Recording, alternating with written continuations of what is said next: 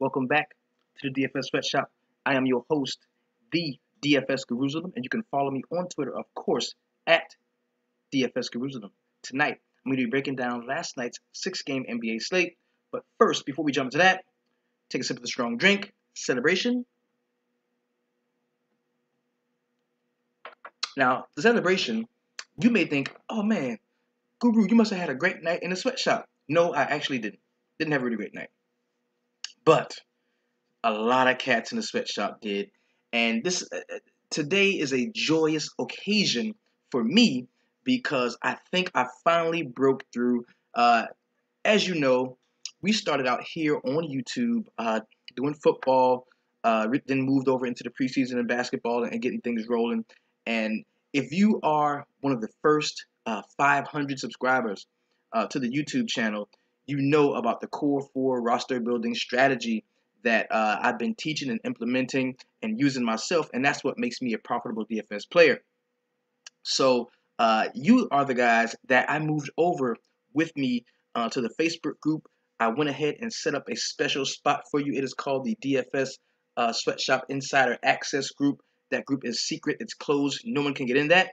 And that's where we really got it in when it came to learning how to build those rosters and just teaching each other. You teaching me, I'm teaching you how to go out and look around the industry and find out how we were going to build those 8-man rosters, starting with our core plays and sticking to our core plays.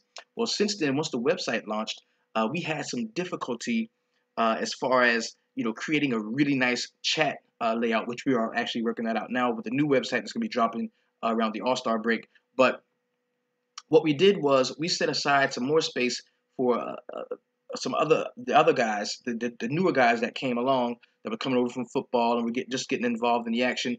We got those guys over to the Facebook VIP exchange group. That is a fairly new group. The group is growing really quick. There's 300 members in there. Those are our paid subscribers, the guys that are really carrying the DFS sweatshop. No more important than anybody else. Everybody has the same level of importance. We are all family. But in this group, man, these guys were really, really struggling. And when I thought about it, I asked myself, did I really take the time with these guys to break down the Core 4 roster building strategy? Yeah, there's a tutorial or two up on the website that they can watch, but a lot of guys, man, they just want to get in and straight up get to the money. And they were, bypassing those tutorials, and I don't think that we really had a chance to chop it up. And that's why I've set up a series of webinars that I'm going to be doing for the new website when it does launch, so that we can make sure everybody knows exactly how we build rosters here in the DFS Sweatshop. A couple guys are on a losing streaks. I'm getting texts, I'm getting emails like, "Yo, man, I'm losing. This is bullshit." Blah, blah, blah, blah, blah. And so I'm asking questions like, "So what are you doing? How are you building your rosters?" And they're like, "Well, I take the core 4 that you put out, and I put 4 more guys with it, and I'm supposed to be winning." And I'm like, "No, that's not it. That's the first step."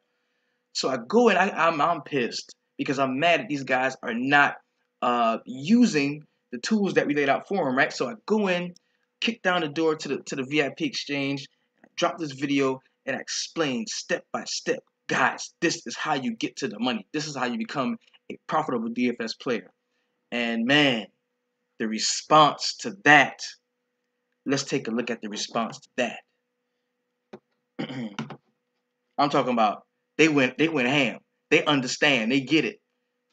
A switch has flipped in the sweatshop for all the newer guys, and they are fucking rolling. Let's just look at it. Of course, we're gonna have to issue a king tonight for the DFS sweatshop.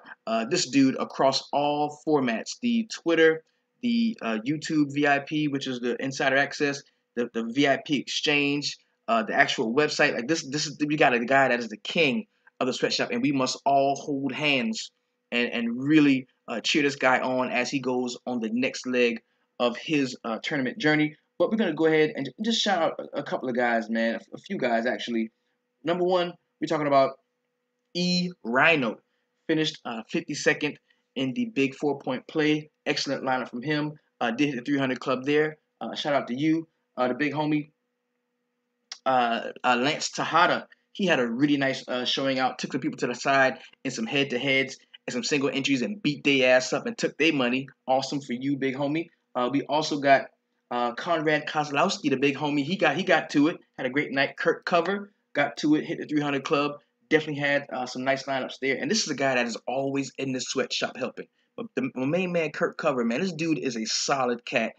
He's always helping out, always sharing valuable information, and that's what you need to understand. The number one thing about the sweatshop is the community. It's the community vibe. It's you going to a place where you know you can get honest, straight up, real DFS talks. It's not like those other Facebook groups where everybody kind of wants to hold their hands and don't want to tell you exactly who they like and why they like them. No. And another thing, we don't let you just spit out names. You're not going to just come in there and say, oh, I like this guy. Somebody's going to ask you, why do you like him? And you're going to have to explain. You have to know what you're talking about. So these guys are some of the most informed cats in the entire DFS community, and that's why they're showing up and showing out the way they are. The big homie Dave Cunningham. I told you, Maurice Simmons, that video last night finally clicked on my drive home today. One lineup in the main slate, one last minute stack in the late slate, and he got to the money. This dude all over the place. Just straight got to it. Awesome lineup we saw from the homie. DC 9785 had a really great night out. But tonight there is a king, man. And I got to shout out Ivan Gutierrez as well. Ivan the Rock had a really nice showing, finished in 60th place in that bigger tournament on FanDuel. Nice game, nice day from him. But tonight's king of the sweatshop can go to none other than the big homie Emery. Ems 6402. This dude took down first place in the NBA satellite to the Super Snowball.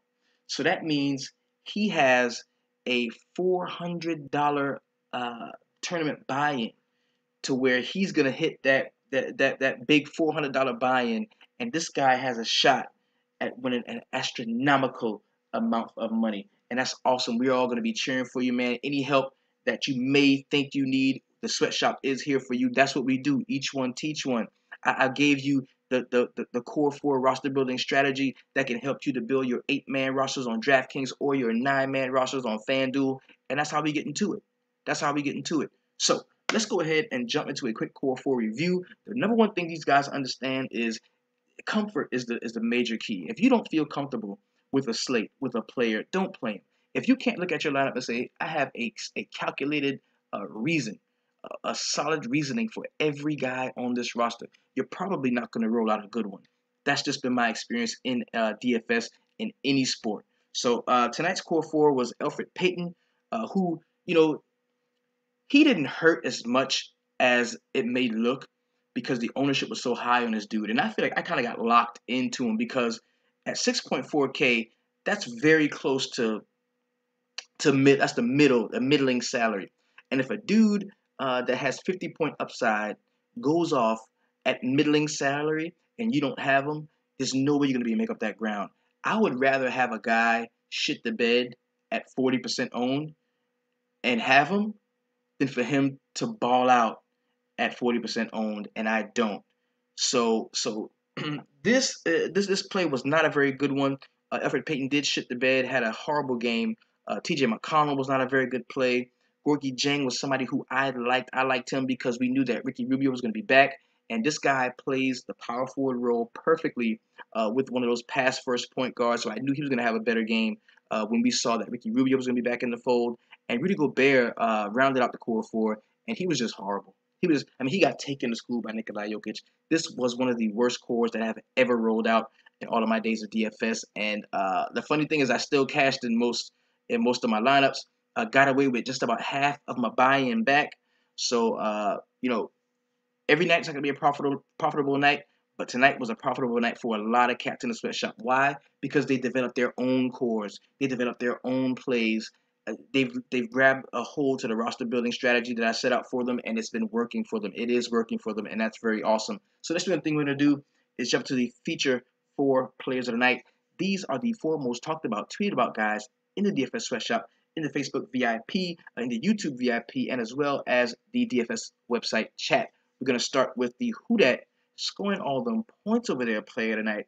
This is a guy who saved most of my Elfrid Payton lineups, 15% owned, 4.3K. He went out and scored 46 DraftKings points. We knew we were going to see a fairly solid showing from him just because the price was so cheap. And, the injuries that were on the team. You talk about Joel Embiid being injured. You talk about Jahlil Okafor being ruled out right around 3 o'clock, so that we had enough time to really look at this guy. We're talking about Nerlens Noel. Had an excellent game out. That's why he is the who dat scoring all them points over there, player of the night. The next guy we're going to talk about is the how did I miss that play tonight? This is a guy that I was on all day long. I was on this guy. I was on him. I talked about him on last night's show. And when the news broke that we weren't going to see Kawhi Leonard, it led to a little bit of shifting in my lineups, and I did not have as much of this guy as I should have. I missed him in a lot of spots. We're talking about Dwayne Wade, 18% ownership, 6.8K, went out and dropped almost a 50 burger, 49.25 DraftKings points. An excellent game from you, Dwayne Wade. That's why you are tonight's How Did I Miss That play tonight. The next guy we're going to talk about is the Heat Check play tonight.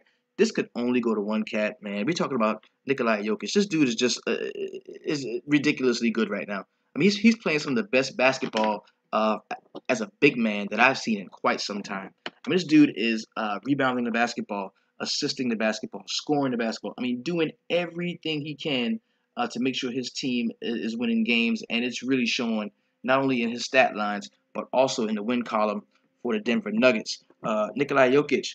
21% ownership, 8.6K. The price was down on him after he had that subpar performance the last time out. Goes out and scores 55.25 DraftKings points, leads all DraftKings points in scoring. That's why you, Nikola Jokic, salute. You are tonight's Heat Check player tonight. Now, we've arrived at a point in the show where we must talk about that one motherfucker. And this dude fucked up a couple of different ways for me, because I was all set to give the Snowflake Award to Elfrid Payton, or maybe even Rudy Gobert. But upon going back and really digesting the numbers, I see that we have another motherfucker who's tonight's snowflake. Otto, Mr. Porter, you a motherfucking snowflake with your snowflake ass. How you gonna fuck up a Washington stack like that? Every motherfucker on your team balling, except for you. How you let Martin Gortat ball harder than you? The one motherfucker who I didn't play. I had a stack with you, John Wall, Markieff Morris, and Bradley Beal. But your snowflake ass had to fuck it up. For that, tonight, Otto, Mr. 72 points, you a motherfucking snowflake with your snowflake ass, and I ain't gonna roster your ass again. I'm serious. I'm not. There's nothing. I'm done. I'm done. He is a missed layup from being dead to me.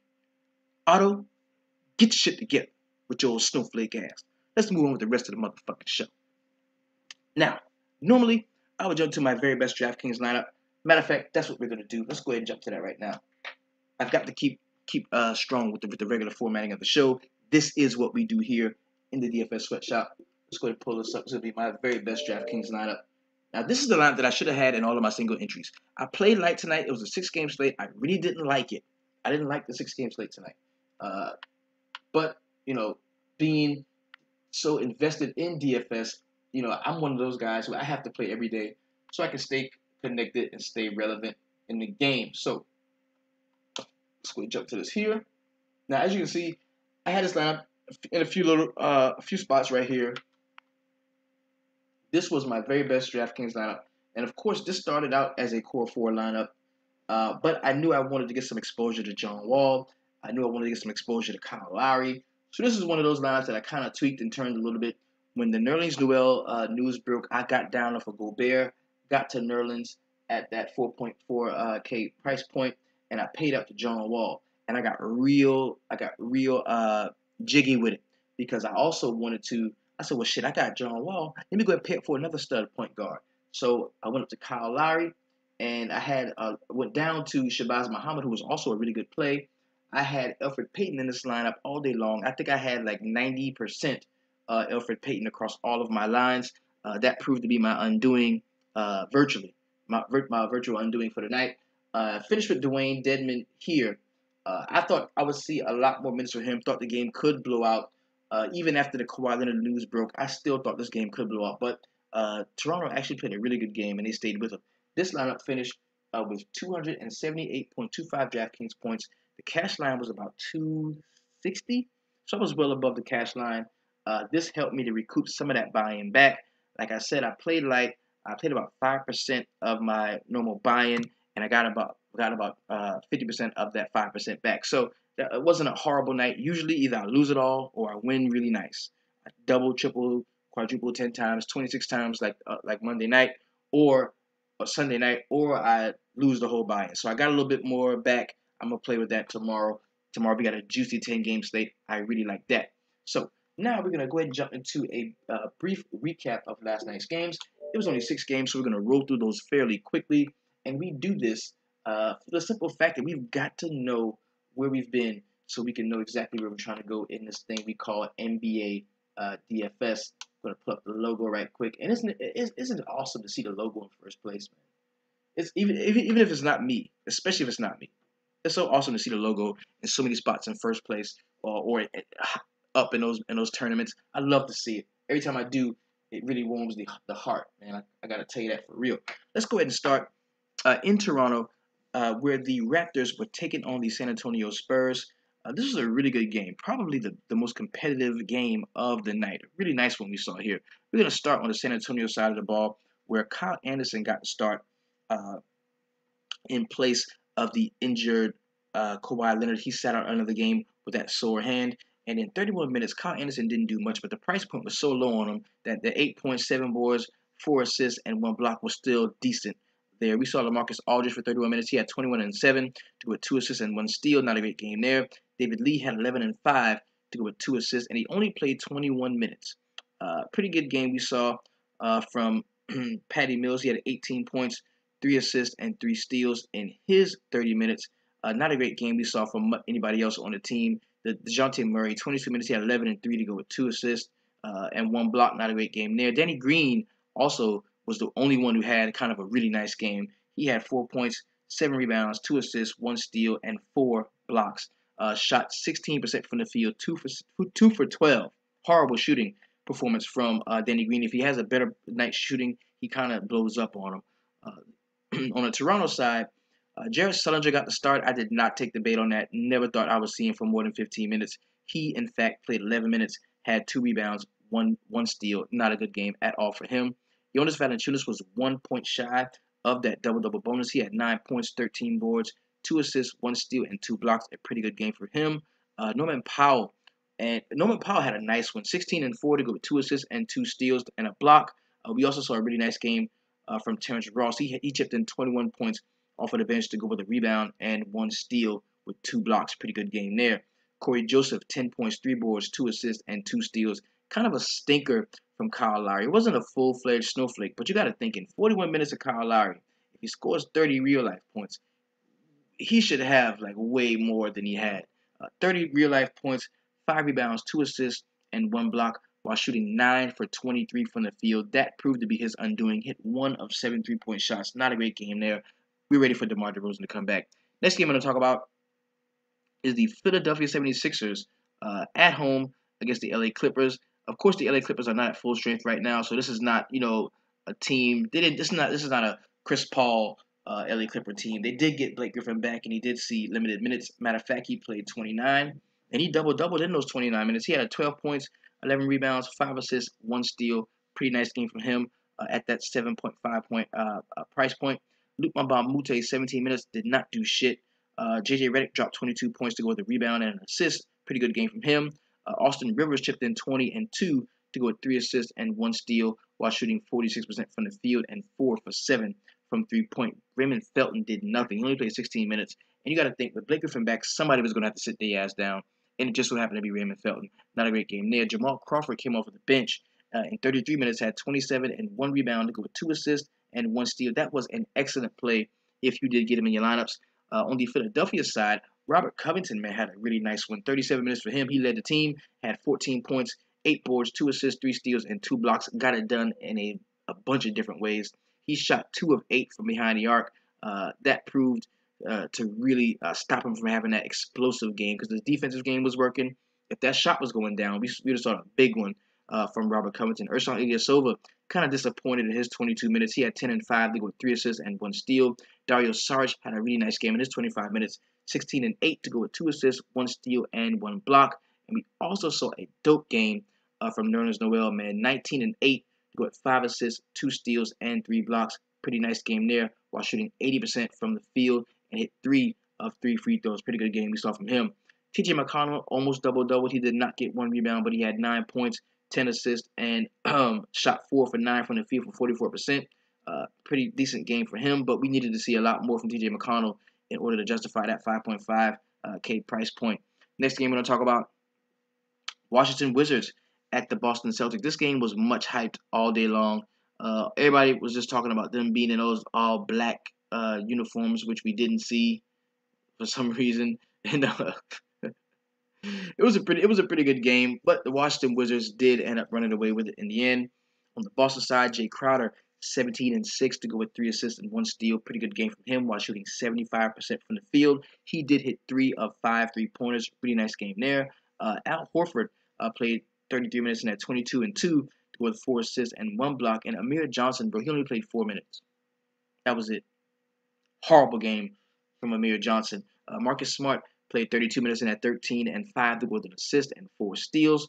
So a pretty decent game from Isaiah Thomas at his price point, 25 points, 13 assists to go with 2 steals and 1 rebound while shooting 36% from the field. Not a great shooting performance there from Isaiah Thomas. Kelly Olynyk did nothing off of the bench, 6 and 3 to go with 1 block. Not a great game there. Just the Boston Celtics just seemed out of sync, and it didn't seem that they were ready to come and play with the same intensity that the Washington Wizards were bringing, and that was led by John Wall. He led the team in minutes, 37 of them, had 27 points, 7 boards, 7 assists, 3 steals, and 1 block while shooting 55% from the field, and he hit 1 of 2 3-point shots. Pretty good game there from John Wall. Brad Beal chipped in 31, led the team in scoring, and he had 2 rebounds, 5 assists, 2 steals. Pretty good game from him, shooting 66% from the field. Markieff Morris doubled in his 33 minutes. He had 19 and 11 with 4 assists and 2 blocks. Nice game there. Otto Porter is a motherfucking snowflake. I don't even want to talk about the bullshit he did tonight. Let's go over to the next game. We're going to talk about the Orlando Magic at home against the Chicago Bulls. This was a fairly competitive game, man. Elfrid Payton kind of fucked it up for everybody. But we're going to start on the Chicago side where Jimmy Butler played 38 minutes. He led the team in minutes, had 20 points, 8 boards, 4 assists, and 3 steals. Pretty good game there. Saw a nice one from Dwayne Wade, 21 and 7 to go 3 assists and 7 steals and a block. That is why he was tonight's. How did I miss that play tonight? Had 39% shooting, 9 for 23, took a ton of shots. And this is a back-to-back for Dwayne Wade. They said he's going to play tomorrow as well. Nice game there from Dwayne Wade. Jeremy Grant got to start, but he only played 19 minutes, had 7 and 3. Not a great game for him. The Kristaps Felicio guy, man, 12 points and 10 boards in 20 minutes off of the bench. He doubled very quickly. Dougie McBuckets in 17 minutes had 12 and 1 with 1 assist. Pretty good game for the Chicago Bulls bench in this one. Not a good game from Robin Lopez. 27 minutes, he had 8 points and 4 rebounds. And Taj Gibson had 7 and 6 to go with a steal, an assist, and a block. Not a great game there. On the Orlando Magic side, we saw a nice game from Nikola Vucevic. In 32 minutes, he had 20 points, 8 boards, 2 assists, and 2 steals while shooting 50% from the field. Serge Ibaka had a decent one. He was priced down a little bit and had 16 points and 8 boards to 3 steals and 2 blocks in his 35 minutes. So a nice one from Jeff Green. He did get the start, and he had 13 points, 7 rebounds, 1 assist, and 1 steal. And he was second on the team in minutes, played 34 of a pretty good game there from him. C.J. Watson in his 23 minutes had 7 and 3 to go with 6 assists while shooting 50% from the field. The next game I want to talk about is the Denver Nuggets at home against the Utah Jazz. Pretty nice game we saw from most of the Denver Nuggets, but we're going to start on the Utah side where Gordon Hayward is in a shooting funk. I mean, this dude only took 10 shots the entire game. He played 34 minutes. He hit 2 of 10. Horrible. The 2 shots he did hit were 3-pointers, and he did get to the line and make 3 of 3 free throws. But we need to see way more for this guy. This is a high-usage guy, man. 34 minutes, 9 points, 6 boards, 3 assists. Not a great game from him at all. Derek Favors actually was the only one in the game who had a nice one. He had 18 and 5 with 1 assist, 1 steal, and 1 block while shooting 72% from the field. Rudy Gobert, one of the core 4 members, shit the bed too. 11 points, 9 boards with 1 assist and 1 block. And the reason why I was on Rudy Gobert a lot was because last game out was the first time in like 20 games he didn't have double-digit rebounds. So I really thought he was going to want to come out and really put together a nice defensive game for Nikola Jokic, and he didn't do that at all. Joe Ingles in his 19 minutes had 3 rebounds to go with 1 assist and 1 steal. George Hill had 17 and 3 to go with 5 assists and 1 steal in his 34 minutes. Off of the bench, we saw a little bit of Alec Burks. In 22 minutes, he had 13 and 2 to go 2 assists and 1 block. And Boris Diaw had 16 points, hit 2 of 5 3-pointers, also had a rebound and 3 assists. Pretty good game from him at that price point on the Denver Nuggets side. Nice games we saw from Nikola Jokic, man, the Heat check player tonight. 23 points, 11 rebounds, 6 assists, 2 steals, and 3 blocks while shooting 56% from the field, hitting 5 of 5 free throws. Did hit a 3-pointer, and he took 4 of them. We need him to stay a little bit closer to the block. But Gary Harris, in his 27 minutes, had 10 and 2 to go with 2 assists. Pretty good game for him. Wilson Chandler, 19 minutes for him. Shit the bed. 3 points, 3 boards, 2 assists, 1 steal. Not a great game there from him. Darrell Arthur, in his 21 minutes, had 16 and 8 to go with an assist, a steal, and made 5 of 7 field goals for 71% shooting. Hit all 3 of his 3-point shots. Really nice game from Darrell Arthur. Didn't see much from Danilo Gallinari. He played 30 minutes. Had 11 points, 3 boards, 2 assists, 1 steal, and 1 block while shooting 3 for 10 from the field. That's a horrible 30%. And Jameer Nelson had 17 and 1 rebound to go with 7 assists. Pretty good game from him at that price point he was at. The last game on the slate is going to be the Phoenix Suns. Actually, this was the best game. The last game was the best game. The Phoenix Suns at home against the Minnesota Timberwolves. Let's start on the Minnesota side. We saw a gem from Rick Rubio in his first game back from the hip injury / the passing of his grandmother. He came out and really balled tonight. Got off to a slow start, picked up 2 early fouls early in the game, but he finished with 14 points, 4 rebounds, 10 assists, 1 steal, while shooting 50% from the field and hit 1 of 1 3-pointers. Pretty good game from him. Zach LaVine has continued his slump. 11 points, 1 board, 4 assists, and 2 steals. Saw a pretty decent game from Karl-Anthony Towns, but we needed more. He had 18 and 10 to go with 2 assists, 2 steals, and 1 block. And probably one of my favorite plays on the night, Gorgui Dieng had 16 and 9 to go with 2 assists, 1 steal, and 3 blocks. Big game from Gorgui Dieng. But the game winner was shot by Andrew Wiggins in the clutch, man. He played 38 minutes, led the team. He had 31 points, 6 boards, 3 assists, and 2 steals while shooting 50% from the field and 50% from 3, going 2 of 4. Really nice game we saw from Andrew Wiggins. And you can't forget about Shabazz Muhammad. This dude off of the bench, man, has been money. In 26 minutes, he had 16 and 3 to go with 1 assist. We've got to keep an eye on him coming off of that bench. Really nice game we saw from Shabazz Muhammad. He is now the first guy off of the bench for the Minnesota Timberwolves. Phoenix Suns side of the ball. Marcus Chris got his 11 minutes and sat down. We had 5 points and 2 rebounds to go with the steal on the block. He is shit. Don't worry about him. Tyson Chandler beefed up. 17 boards, 22 points, 2 blocks, 9 for 9. Did not miss a shot. 100% from the field. Really great game we saw from Tyson Chandler. Devin Booker chipped in 26. He led the team in scoring and minutes. Had 2 rebounds and 4 assists. Really nice game from him. The only problem with him was he shot 39%. 9 for 23 from the field. We need a better shooting percentage. We need him going to the basket more. Attack the basket. Get to the line more. He was only at the foul line 4 times last game. That's unacceptable for a slashing 2 guard that has that much skill around the cup. Eric Bledsoe really shit the bed, let a lot of us down. 18 points, 1 rebound, 7 assists, and 1 steal. And Alex Len doubled off of the bench in his 23 minutes. He had 11 points, 10 boards, made 4 or 5 field goals, had a really good game off of the bench. Brandon Knight, not much, 10 and 2 to go with 1 assist, 1 steal. I didn't see much from T.J. Warren as well. That dude is officially dead to me. He had 8 points, 2 rebounds, and 1 assist. No more of the T.J. Warren. Now that we've recapped last night's games, let's go ahead and jump to a quick player pricing for tomorrow's 10-game slate. Remember, this is a big slate, a big, juicy 10-game slate. A lot to digest. We're going to go over it piece by piece. Take a sip of the strong drink.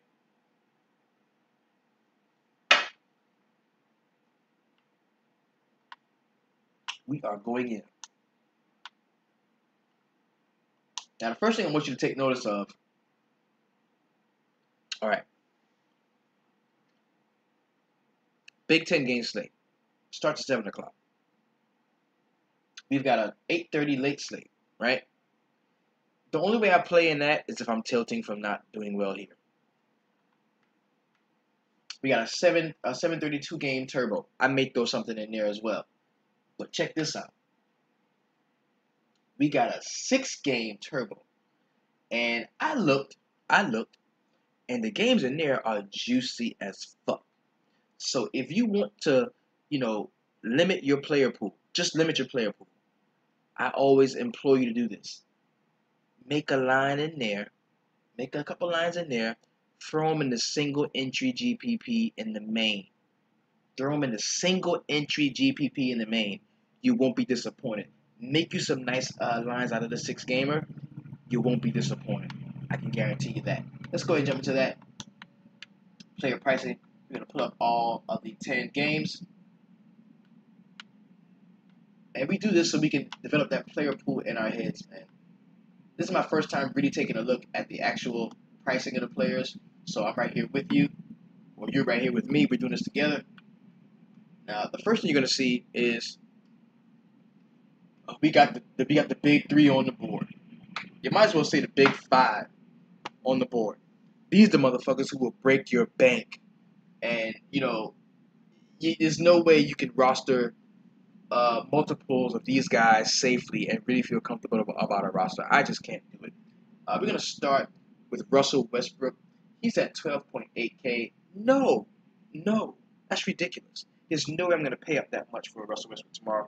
He is a complete zero faith for me. I will not have Russell Westbrook on any lineup that I make tomorrow.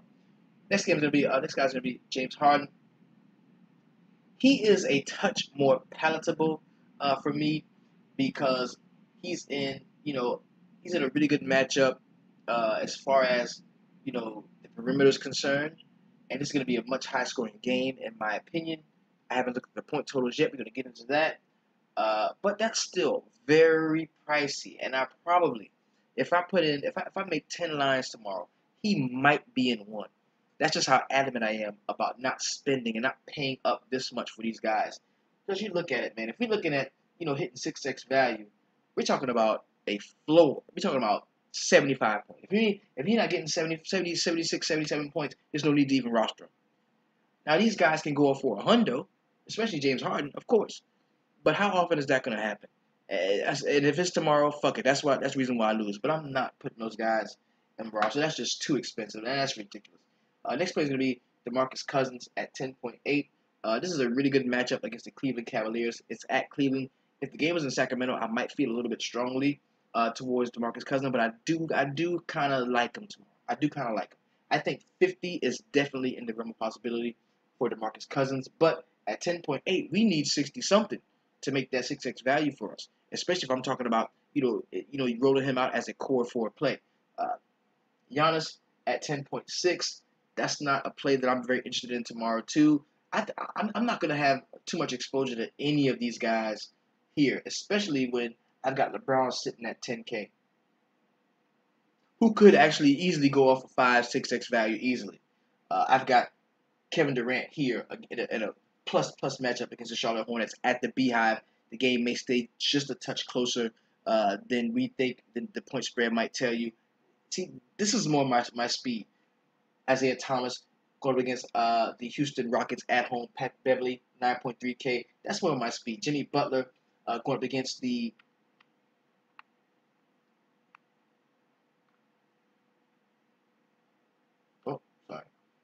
we got Jimmy Butler going up against the here we are. Jimmy Butler going up against the Atlanta Hawks at home. Now we know we can attack the Atlanta Hawks on the perimeter. I don't give a fuck what nobody say. The Bulls don't have a point guard right now. Their point guard is either whoever's on the floor that's playing the most dominant role out of Dwayne Wade and Jimmy Butler. So I do like Jimmy tomorrow at that 9.1K. Kyle Lowry at the Grindhouse. That is a no for me. Dame Lillard, yes, I like Dame Lillard tomorrow at the Motor Center against the Lakers. 24th ranked DVP against point guards. 8.6. The price is down. Let them other motherfuckers spend up for them cats. I like Dame tomorrow. Steph Curry going home to Charlotte. So we've got 2 guys that are going to be at home, so to speak, in this game.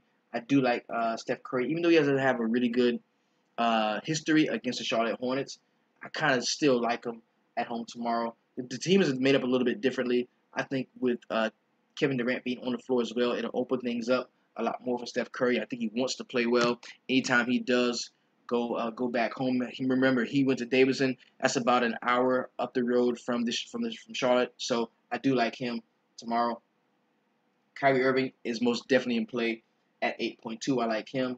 Joel Embiid is going to be out tomorrow. Hassan Whiteside against the Brooklyn Nets. Yes, I think we can definitely finally give Hassan Whiteside a play. Kemba Walker at home. You know how I feel about Kemba at home.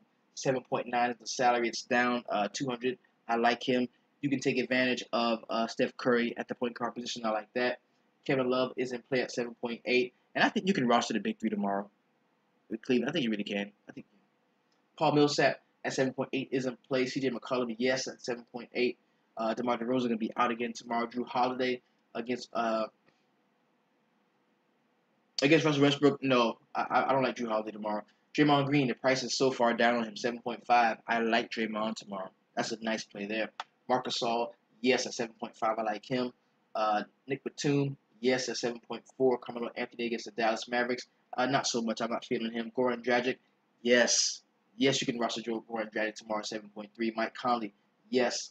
Jabari Parker, they're at home. I like Jabari Parker. I don't like Giannis very much, but I do like Jabari Parker. They are at home. I like him. Terrence Jones is a no for me. He's at 7.1K, but we're probably going to see Anthony Davis tomorrow, which means we're not going to see Terrence Jones. Nobody will roster him. Nobody's that stupid. Dwight Howard is in play at 7K. Al Horford is a no for me. Going up against the Houston Rockets at the 12th ranked DVP, I still don't like him. He's just soft, and he doesn't do enough. I don't like him. Especially if we got Clint Capella, we've got Nene. Those are pretty hard guys to rebound against. I don't like Al Horford tomorrow. Julius Randle is in play definitely at 6.7. Dion Waiters, yes, at 6.6. Kristaps is a no for me. Dwayne Wade, yes, he's in play. Brook Lopez is in play for me against Hassan Whiteside. I like Klay Thompson the most, I think, out of that Charlotte and Golden State game. He's had some really tremendous games against the Charlotte Hornets in Charlotte, to be exact. I like him tomorrow. Dennis Schroeder, he is in play at 6.2. He's been trending up, had a couple good games in a row. Harrison Barnes is a yes for me. Anybody's going to be seeing Carmelo defense, I like him. I like Harrison Barnes tomorrow. Plus, this game is one of the later games. It's going to be like a late-night hammer-style game. I like him. Mason Plumlee is always in play for me when he's against the Lakers. 6.2, the price is up just a little bit. But I think what he does at the top of the key when it comes to distributing the basketball, he's like a peach-flavored Draymond Green. I like Mason Plumlee tomorrow. Deron Williams, yes, he's in play. Derrick Rose, not so much for me tomorrow. Going against the second-ranked DVP against point guards, I don't like him. D'Angelo Russell probably won't play tomorrow. We're probably going to see another start from Brandon Ingram, even though it should be Jordan Clarkson. I don't like him tomorrow. Jonas, no. Not the Grindhouse, 6 point. No, I don't like him. Ersan Ilyasova is a no for me. Marcus Smart, if we don't see Avery Bradley, he is in play definitely at 6K. I kind of like him tomorrow. James Johnson, yes, at 5.9. The price is down just a tad on him. I don't like Lou Williams tomorrow. We know Avery Bradley's probably going to be out. Jay Crowder is in play at 5.6. Robert Covington is in play at 5.6. Oladipo, no. Ariza, no. Dirk, yes. Tyreke Evans, he's questionable, may not play tomorrow. If he does play, I still don't like him. TJ McConnell, he's in play for me at 5.5. I like him tomorrow. Zach Randolph, of course, he's in play at 5.4. You can definitely look to Enes Kanter tomorrow at 5.4. He's a player I really like to attack the New Orleans Pelicans second team. I like him. Tyler Johnson is probably going to be out tomorrow, and Eric Gordon is in play. Pat Bev, of course, is in play at 5.3.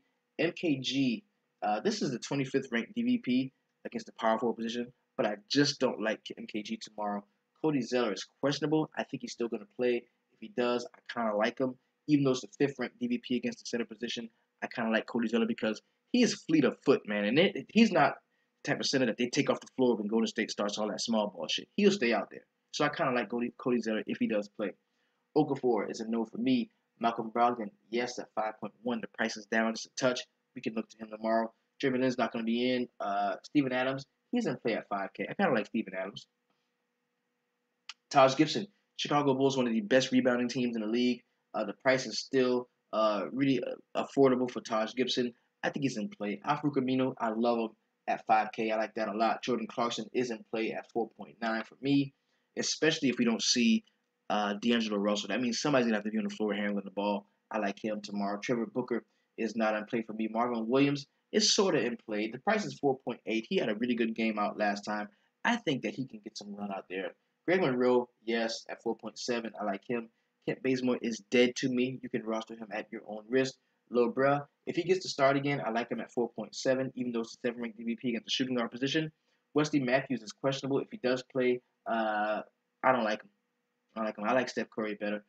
Sean Kilpatrick at 4.6 is not in play for me. I do not attack the Miami Heat on the perimeter. I just don't. Kelly Olynyk is a no for me.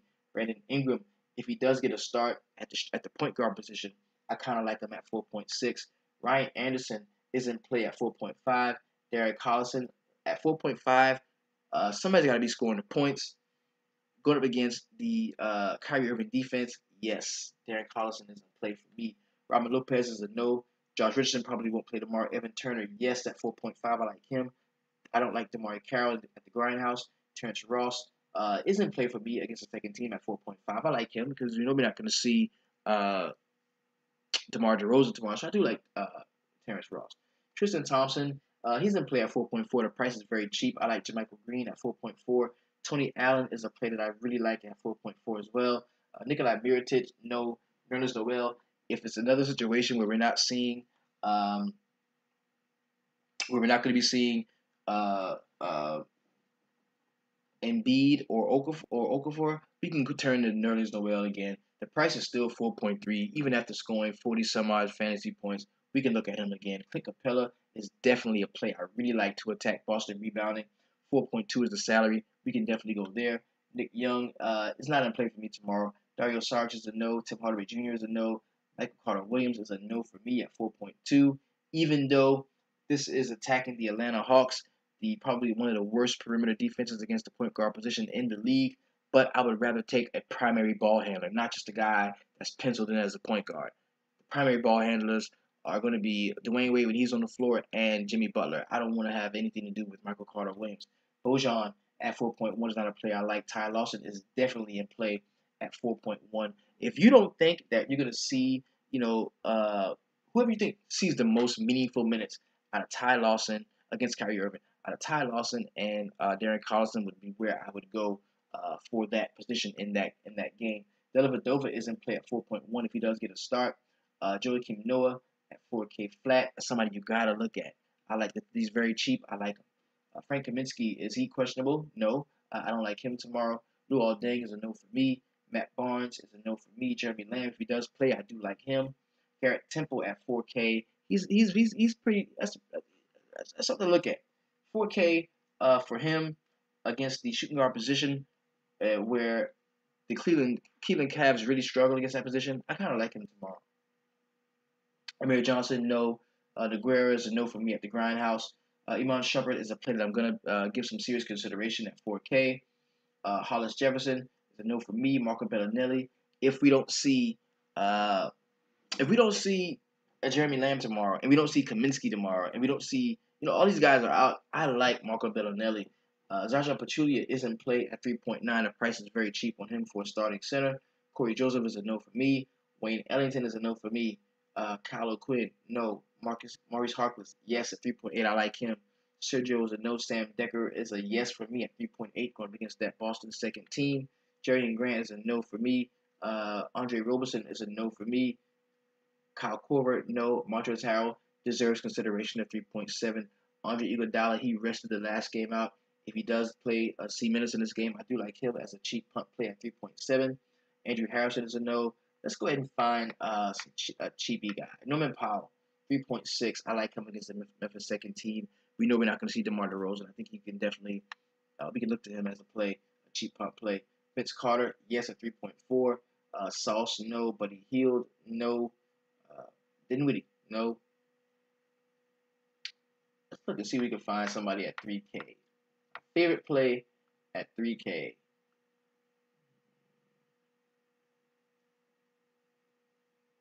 So Sabonis is starting. He's minimum salary. I kind of like that tomorrow. Doesn't have to do much to return value. If he does if he's still starting, 3K, we can definitely look to him. Jared Sullinger is a no. Ed Davis. If Ed Davis plays tomorrow, I like him at 3K against the Portland Trailblazers. I mean, against the LA Lakers. I like him. If he's starting tomorrow, I mean, excuse me, if he's playing tomorrow, I like Ed Davis at 3K. That's a very nice play, I think. Aaron Aflalo, somebody to pay attention to at 3K. Felicio again at 3K, somebody to pay attention to against the Atlanta Hawks. Myers Leonard, not too much else to look at, but that is the player pricing for tomorrow's 10-game slate. Let's go ahead and jump to the point totals, and we'll put this whole thing together. And this is how we're going to come up with our core 4 plays for tomorrow. First, our player pool from the pricing. Then we're going to jump to the point totals, and that will let us know where we want to invest and how much we want to invest in each game. We're going to start in Cleveland, where the Cavaliers will be at home against the Sacramento Kings. This is a 214-point total, with the Sacramento Kings being the beneficiary. They're getting 11.5 points. So Cleveland is a big home favorite. And, the stuff that LeBron's been saying lately, I think the team is kind of in like a temporary disarray. They're going to snap out of it. They're going to play well. I think they really get that started tomorrow. This is like a meatball, tomato can, so to speak, on their schedule, where you can just kick the blood out of this team. And I really think we could go with a big 3 stack in this game. I think you can rock Kyrie, Love, and LeBron, and they're all going to be a nice return. Boogie, on the other hand, is a player that I think is very interesting, but I don't think I'm going to have too much of Boogie in my lineups. The price on him is just ridiculous. 10.8 is a lot to pay for a guy in a blowout in an 11.5 point spread. So that's a lot to pay for a guy that may not see a full run of minutes. If the game is in Sacramento, I might feel differently. We also talked about attacking Cleveland on the perimeter. You can do that with Ty Lawson or Darren Collison. Kyrie just doesn't play very good defense, and I think that, both of those guys are going to be in play for me at some point, or to a certain degree. They're both very cheap, and if I need that salary relief and want to pay up in other spots, those are guys that I feel I can pay down to in order to get that extra salary to roster guys at the top. So the next game we're going to talk about is the Boston Celtics. They're going to be at home. This is the second leg of a back-to-back. The Houston Rockets are coming to town. This is a 231-point total, by far the biggest point total on the slate. The Boston Celtics are the home dog. The Rockets are giving up 3 points to them in this game. And if I had to, I would bet the over in this game. I think there's going to be a lot of scoring in this game, and a lot of people are going to be attracted to the scoring in this game. The only problem is I think the Boston Celtics get it done, and they do defend their home court and beat the Houston Rockets. And I think it's a full team effort. I don't think anybody from the Celtics really just balls the fuck out, with the exception of Isaiah Thomas. I think he can have a really nice game, but I think we're going to see a lot of middle scoring from the rest of the guys. So I'm not going to have too much exposure to this game. I think I'm going to take my chances in some other point totals that are not as high, so they won't have the same traffic. But I'm going to grab a couple one-offs from this game. To me, Harden is not, he's unrosterable at that price point. I'm not going to pay up that much for him. So I look to other guys on the team, most notably Clint Capella, because we know we can attack Boston rebounding the basketball. I like Clint Capella. We can give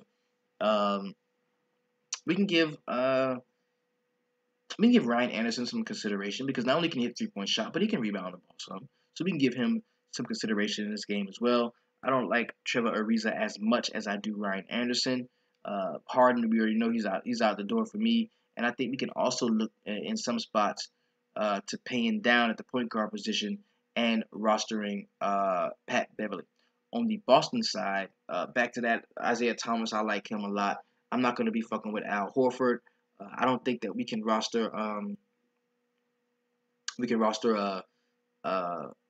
Jay Crowder with confidence. But the one guy that's kind of interesting to me is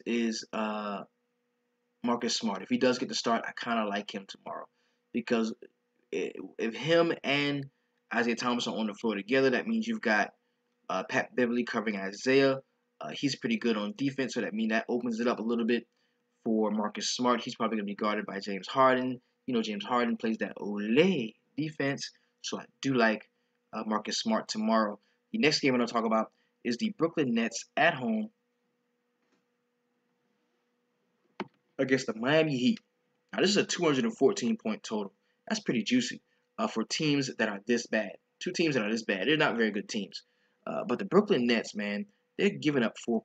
They're receiving 4 points from the Miami Heat, so they are a home dog. I like home dogs sometimes, and I think there's a few different spots we can go in this Brooklyn game. We can attack uh, the Miami front court easily with Brook Lopez. I think he can be a decent player in this game.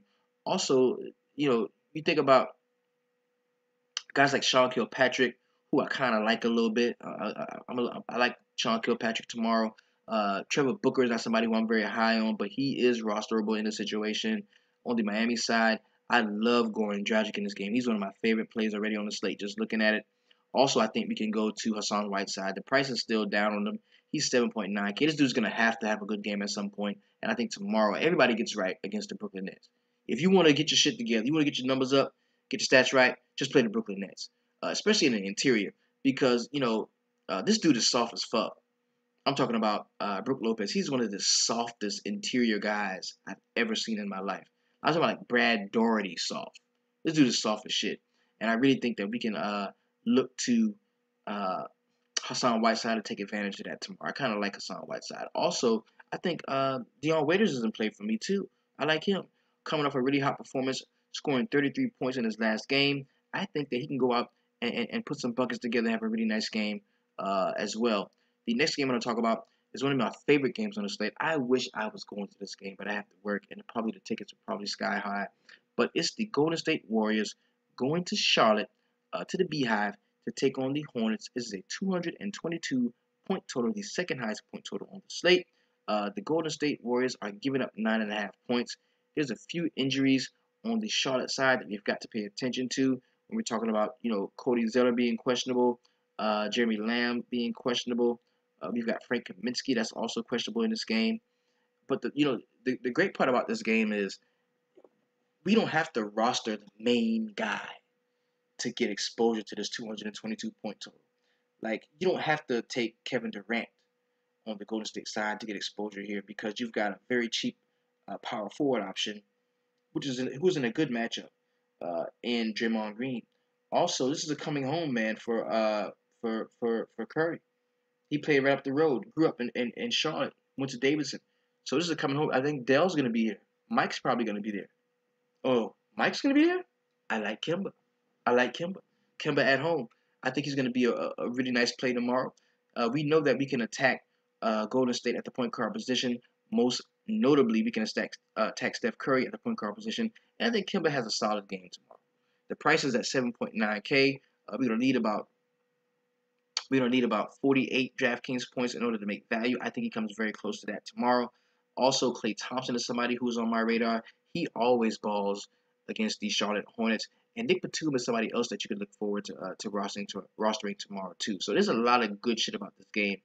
And the great part about it is I don't think you're going to be able to get key pieces from the Houston-Boston game and get key pieces from the Charlotte Golden State game. I don't think you're going to be able to do it. And these are the two highest point totals on the slate. You have to choose one or the other. So I definitely think that a contrarian way to go about it would be to go Golden State, Charlotte. The point spread is a little higher because in Houston it's only -3 in favor of the Boston Celtics. They're getting 3 points from the Rockets, and in Charlotte it's a little taller. The point spread is a little taller. The Hornets are getting 9.5 points. So that's just a risk that's going to be associated with rostering guys in this game.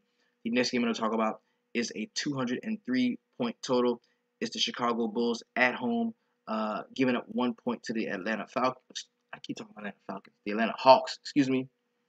Hey, man, Falcons in the Super Bowl, baby. Shout out to my homie, Grant Carringer. He's the only Falcons fans I know. G-Money, you made it. You did it, boy. All right, so Chicago getting a point from the Atlanta Hawks, man. It's 203-point total. We can attack Atlanta on the perimeter. We already know that. How do we do that? Do we roster the guy, the Michael Carter Williams guy, or the Jerry Grant guy? Fuck no. We take either Dwayne Wade or we take Jimmy Butler. Dwayne Wade played a lot of minutes last time out, so I think Jimmy Butler may be the way that we should lean. So I like both of those guys, but I think I like Jimmy Butler just a little bit more. On the Atlanta side, I do like Dennis Schroeder tonight. I think he's going to be a really good play. Also, Al Horford. Excuse me, not Al Horford, but I was thinking about Al Horford, but Paul Millsap. I think can be a really nice play in this game too. I will not be going too hard in the direction of Dwight Howard. He's not somebody who I really feel that I need to roster on a slate like this. I think I can get some more value at the center position, especially once the value begins to open up later on in the day. The next game we're going to talk about is the Memphis Grizzlies at the Grindhouse taking on the Toronto Raptors. The Raptors are on a back-to-back. We won't be seeing DeMar DeRozan, so this could be a really tough spot for these guys. And for that reason, I got to tell you, I love me some Mike Conley tomorrow. I think Mike Conley is going to be a terrific play on tomorrow's slate, as well as Marc Gasol. I love Marc Gasol too. The price is down on him. He'll be going up against Jonas Valanciunas, somebody who he can easily have his way with. Uh, you could also look to Tony Allen in this game. I like him a lot. I think JaMychal Green can do some solid rebounding at his depressed price point. On the Toronto side, we got to look back again to the well with the Norman Powell and the Terrence Ross. We got to look back to those guys again because it's clear that, Kyle Lowry can't do this, all alone by himself. He's going to need somebody else to step in and score some points. And I think that it can be those guys that we saw in the game last night to come back here and have a repeat performance and really push this Memphis team to the limit. So it's a 6-point spread in favor of the Memphis Grizzlies at the Grindhouse, and is also get the logo back up there for you. It's also a 201 point total, one of the lowest point totals on the slate. So in my estimation, I think the two players that I like the most are the ones that I'll be going with. We talk about Mike Conley as well as Marc Gasol. The next game we're going to talk about is the Milwaukee Bucks at home against the Philadelphia 76ers. This is a 209 point total. With the Sixers being the beneficiary, they are getting 11 points. Milwaukee Bucks are giving up 11 points in this game. And, you see the Bucks, man, with a spread that big. You're like, wow, what the hell is going to be going on here? Are we going to see a big game from Giannis? I think we can see a nice game from him, but I like Jabari Parker more. I just do. I think Jabari Parker's home road splits are kind of ridiculous. He plays very well home. Ever since that little shit he got into with the cats in the locker room, he put his head down, came back to work, had a really nice showing the last game out, and I think he's going to let his play on the court speak for itself. So I do like him tomorrow. I think Malcolm Brogdon is also in play, as well as Matthew Dellavedova. I like those guys tomorrow. I think we can also look to Greg Monroe. If we don't see Joel Embiid, we can definitely attack them at the center spot. On the Philadelphia side, I think TJ McConnell is in play for me tomorrow. I like Robert Covington, and I like Nerlens Noel if he does get the start. The next game we're going to talk about is going to be the Oklahoma City Thunder traveling to New Orleans to take on the Pelicans. Now, there's no point total yet for this game because probably the best player for the Pelicans is injury concerns. This dude is made of glass. I will not be rostering him tomorrow. I wish he would take another night off. That way we can just go ahead and load up on Terrence Jones. Hopefully he gets scratched and we can grab Terrence Jones again because he would do very well against this Oklahoma City front court. I do like him tomorrow if he does get the start, but we're probably going to see Anthony Davis out there for until he gets hurt again, diving for a loose ball or something. On the Oklahoma City side, no, I don't like anything about this guy. I don't like anything. I'm not paying that much for fucking Westbrook, and I don't like Oladipo and where he's at with it. I just don't like anything about this team. The only guy that I may roster is going to be Cantor. Only guy on this team that I like is Cantor. New Orleans Pelicans side, not much to like there. You can take a shot at Drew Holiday. He had a really nice game out last time. Confidence should be up for him. But once we see Anthony Davis back on the floor, his usage goes back down to where it was, and that's pretty much not enough for me to roster him. The next game I'm going to talk about is one of the more interesting games on the slate because, some of the other teams' strengths are right where some of the other teams' weaknesses are. One of the Knicks' strengths is post play. Excuse me. One of the Knicks' strengths is scoring at the bucket, scoring at the rim.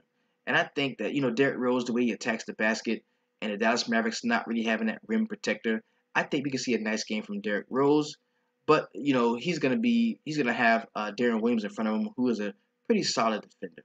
So that kind of opens it up for Courtney Lee a little bit because I know that they are really weak at defending the shooting guard position. So that's somebody that we can definitely look at tomorrow. The price is going to be down on him still, Courtney Lee. So I kind of I'm going to give him a look tomorrow. And then on the Dallas side, one of their weaknesses, excuse me, one of the Knicks' weaknesses is the guarding of the small forward, and that's a strength. The small forward position is a strength for the Dallas Mavericks. I like Harrison Barnes tomorrow. Sometimes he does slide down and play a little bit at stretch four while Dirk is at the five. So I do like Dirk tomorrow. I just think this is going to be a really, really close game. I think this game will come down to the wire. It's only a -2 in favor of the New York Knicks. The Dallas Mavericks are giving up 2 points. The game is in Dallas. Like I said, it's a 204 point total. Carmelo is somebody who, he deserves a look. But if I had to roster somebody on the Knicks side, it would be uh, Derrick Rose or Kristaps. I would go there before I would go Carmelo Anthony.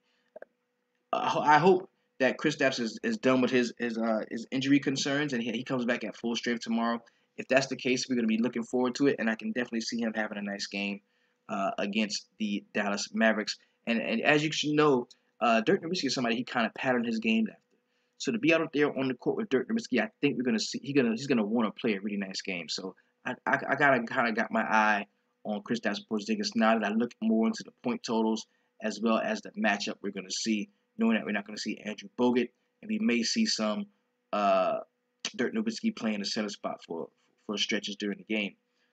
The next game and the last game on the slate is probably my favorite game. I love when the LA Lakers and the Portland Trailblazers play because it's always high energy, it's always nice scoring. There's always it's very predictable in nature. This game, we know we're going to see a good game from Mason Plumlee.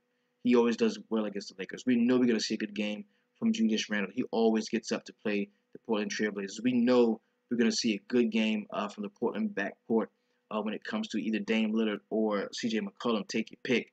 We know we're going to see Al-Farouq Aminu get out in transition, block some shots, get some rebounds, play some really good defense. I like him. So I like a lot about this game. On the LA side, we know we're probably really not going to see D'Angelo Russell. So depending on who gets to start at point guard, last time out it was Brandon Ingram, who did not have a good game at all. Hopefully they right the ship, man, and they get more minutes. I mean, he doesn't have to start. Jordan Clarkson doesn't have to start, but he's got to get more minutes, especially without D'Angelo Russell. Swaggy P is not somebody who I'm not interested in. Mozgov has a very cheap puck play, can be an option for you.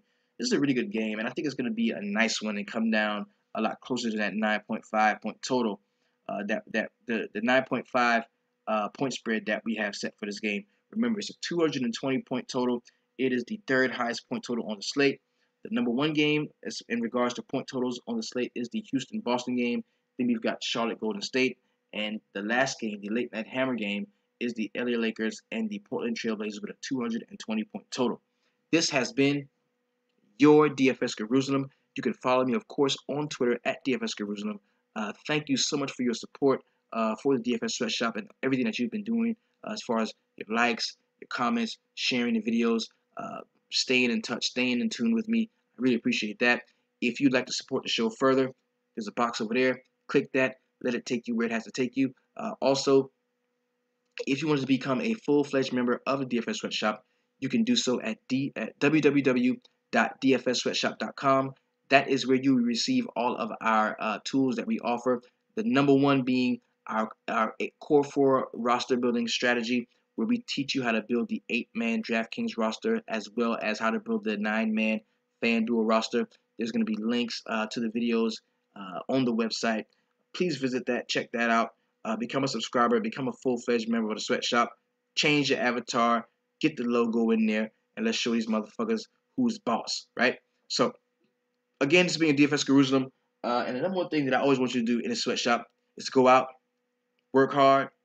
I want you to research, do what you got to do, take down some tournaments, and always keep it 300.